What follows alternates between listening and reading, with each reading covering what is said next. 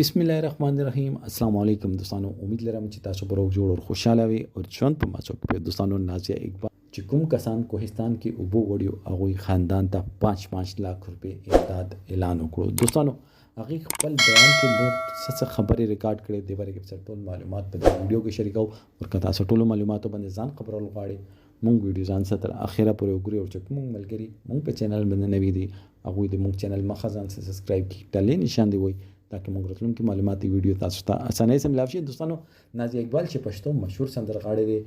او تعلق د کې پی کې سیمه نه ده او د وخت کې په لندن کې ژوند کوي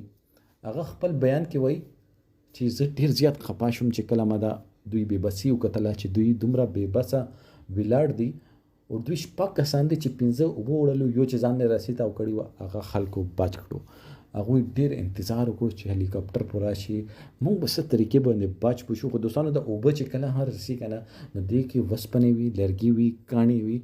کا صرف اوبو نو کیدا شي دوی ته اوریدلی و خو دوی خپل ګاډي چې دا هغه ها سایت ته ودرولو هغه ها اوبو وړلو دوی به تاړې باندې وختل دوی اصل کې ګاډي او دوی داسې غپ شپ باندې چکر ته روانو نو دوستانو دوی چې کله او قتل چې موږ اوس دواړه طرف نه اوبدي موږ دواړه طرف نه نشو وتل نو میاس کې لګځه خالی هغه باندې وا غاټه تاړه دوی هغه غاټه تاړه ته وختلو او الته د خپل مرګ انتظار کولو خپل به بسې تای قتل چې موږ څومره بې وسه یو چې موږ خپل د وبونه اوریدل نشو او څوک موږ ته اوریدل نشي او خلک ویلاړو تماشا یې صرف کول شول هغه غریبانو هغه سه امداد نشو کولای چې 15 نه 20 فوټ چې کوم مزلو هغه کې اوبه بيدي او دې کې خلکو دوی سه مدد نشو کول دوستانو انسان ډیر زیات بې بسه چیز د نازیه اقبال وای چې ما چې دوی بې بسی او کتل نو ما د سترګو نه اوښکې روانه شو چې دومره بې بسی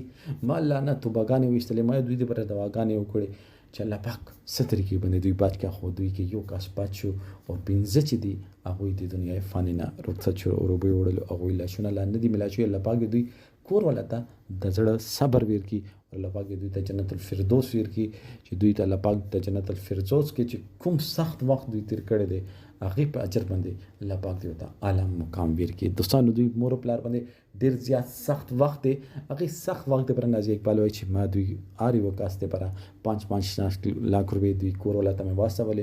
ډیر څه دوی ته ملاو شي او موږ ټول پاکستانیانو ته پکار ده چې دې ټیم کې په سیلاب صورتحال کې موږ چې څومره امداد ورکول شو موږ وبسو ولې چې دا وخت ارچا باندې رسي دوستانو دې باره کې تاسو سره دا کمنټ سیکشن کې خپل رائے اظهار ضرور وکړئ والسلام